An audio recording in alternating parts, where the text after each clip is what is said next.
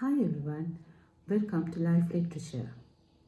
Today I am going to bring you a discussion on one of the past paper questions, a question that comes in 2022 O-level paper. The question is, the poem The Earthen Goblet is a criticism of human actions against nature. Do you agree? So that's the question. Today, I'm going to discuss this with you, how to plan your answer, how to prepare the pocket plan. Here, I thought of categorizing the answer into 3 sections because the question highlights the terms of the earthen goblet, that is the name of the poem of Harindranath Chattopadhyaya, and also the word criticism is very important, and also human actions, and the final important phrase is against nature. So therefore, as I told you earlier, I am going to categorize this into 3 sections, my answer into 3 sections. I'm going to talk about the marvels of nature that Chattopadhyaya is discussing in the poem, which are of course very little but very effective. And then I'm going to talk about the human actions which are mentioned in the poem. And finally, the result that the poet is showing us. How empty the result is, I am going to show you. So this empty result brings forth the criticism that Chattopadhyaya wants us to feel through the poem.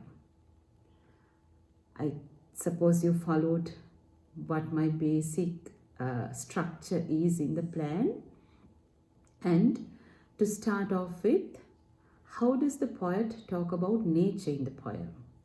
Of course, in a very simple manner and through 2 very simple images.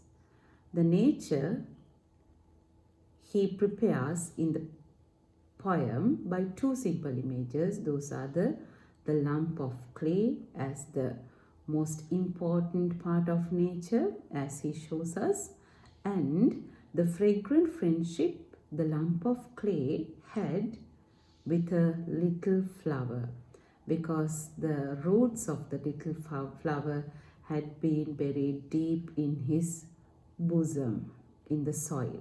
So this shows the close bond, the strong bond the lump of clay had with nature, how close that they had been. So you'll have to point out these 2 factors as things that represent nature and the things that show the original creativity of nature itself. So we should not forget that nature itself is the splendid creator. We can't surpass the creations of nature. So you'll have to say the splendid and the number 1 creator, nature, shows its creativity to the lump of clay and the fragrant friendship that it had with the little flower. So this original creativity, beauty and fertility of nature had been disrupted by the human actions. They had of course distorted nature. So what are the human actions the poet is talking about? He talks about a potter, and he uses an adjective to describe the potter. The adjective is great. So this great, the adjective great, I think he had used in the sense of irony, in the sense of sarcasm, because he is questioning us. If the final creation is an empty and a hollow one, how can the creator be great? How can this human creator could surpass the creations of nature? So this word great appears as an ironical adjective used by the poet. So this human creator, the potter, potter's hand, the poet says, were burning so warm when he twirled the potter's wheel once he put the lump of clay on it. So why do you think that these hands were so warm? Why did the poet make the hands so warm? Because the poet had tried to tell us this interruption on nature by human beings had been very much hot and warm and irritating on nature itself and on mankind itself. That is why we are facing all these natural disasters these days, isn't it so? So, and another point that you'll have to point out is you have to show that the poet is saying that transformation that the lump of clay was undergoing on the potter's wheel under the burning hands of the potter, that hour that the lump of clay spent on the potter's wheel had been a fatal hour. That is very important for you to point out, because this fatal hour implies that the outcome is a dead one. Isn't it so? The outcome, the final creation of the human being is a dead one. So that you'll have to point out that fatal hour. And also when it comes to the human actions, you'll have to refer to the potter's wheel. Potter's wheel is symbolic of the machines that the human beings had introduced to the environment.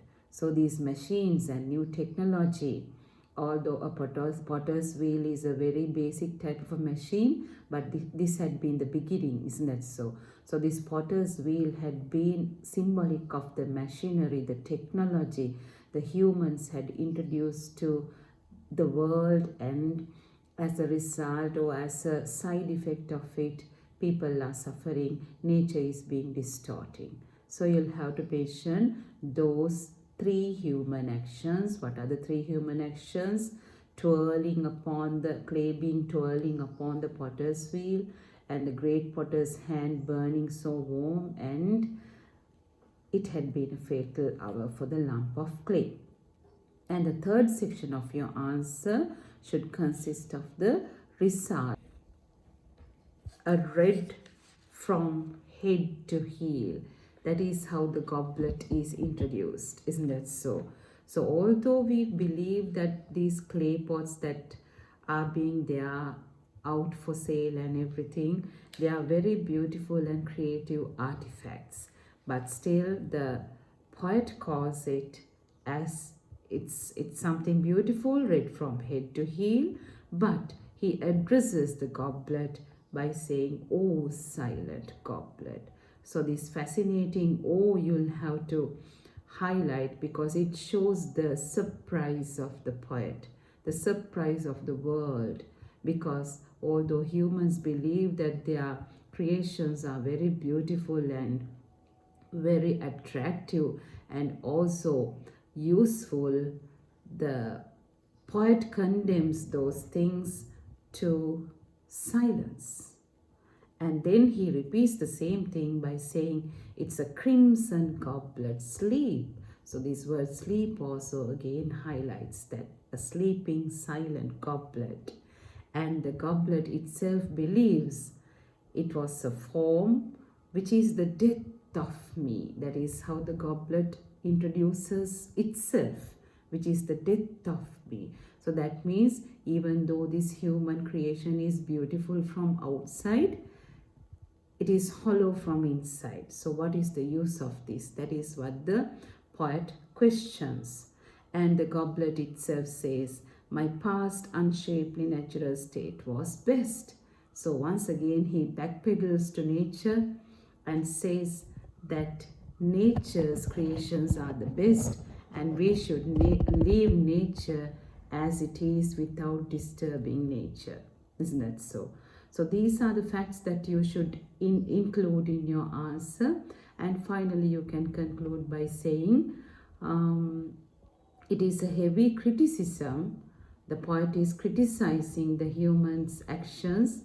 So this criticism is well seen by making this goblet a silent and a sleepy and a hollow, empty creation of humans. Thank you very much.